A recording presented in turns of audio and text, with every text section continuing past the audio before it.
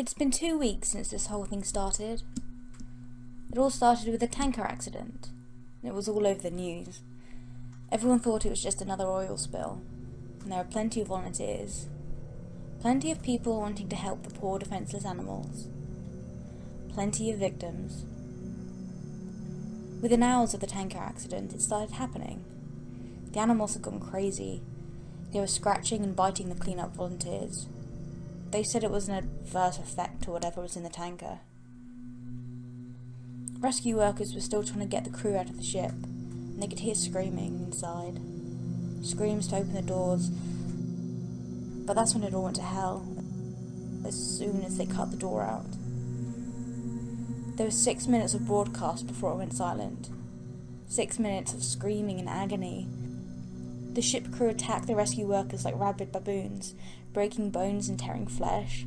The people on the shore weren't faring any better. Those who had been attacked by the animals were attacking everyone else.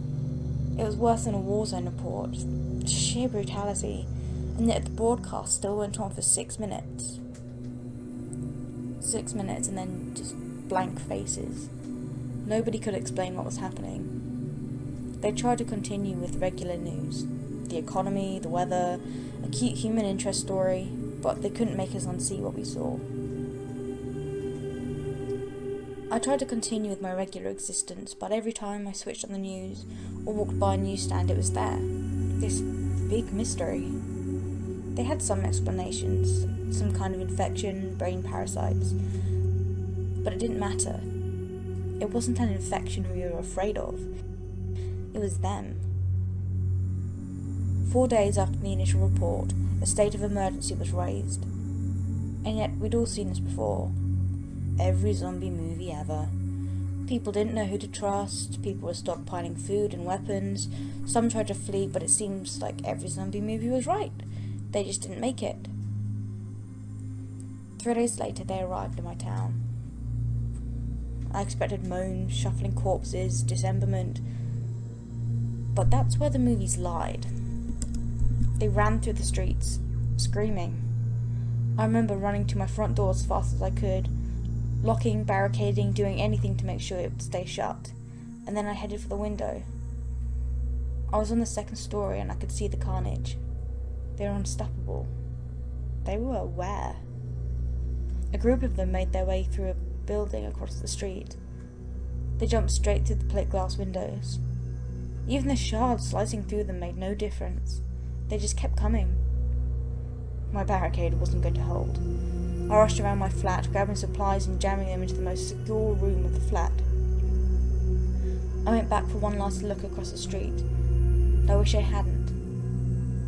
In a second-story window, my face met one of theirs. They knew where I was. I quickly dashed into the room and locked the door. Now, I don't have any kind of panic room or a secure basement, so the safest place I could think of was my bathroom. No windows, one door with a lock. I had filled my sink and bathtub full of water so I could stay for a while. So I sat there in the dark room, with the distant screams in my ears.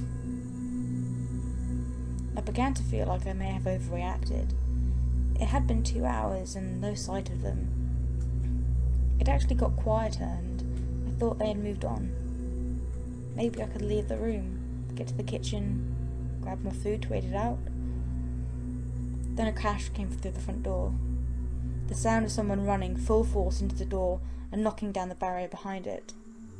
There was a couple more crashes before I knew they were inside.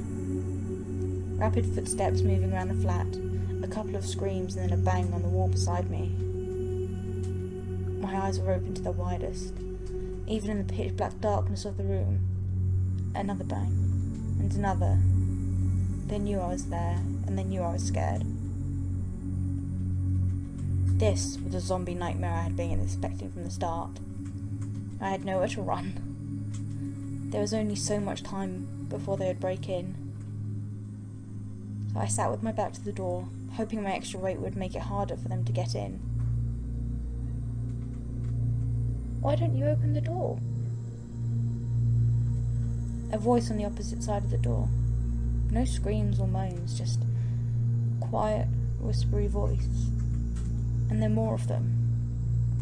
We've come for you. You'll be happier if you open the door. It's not so bad.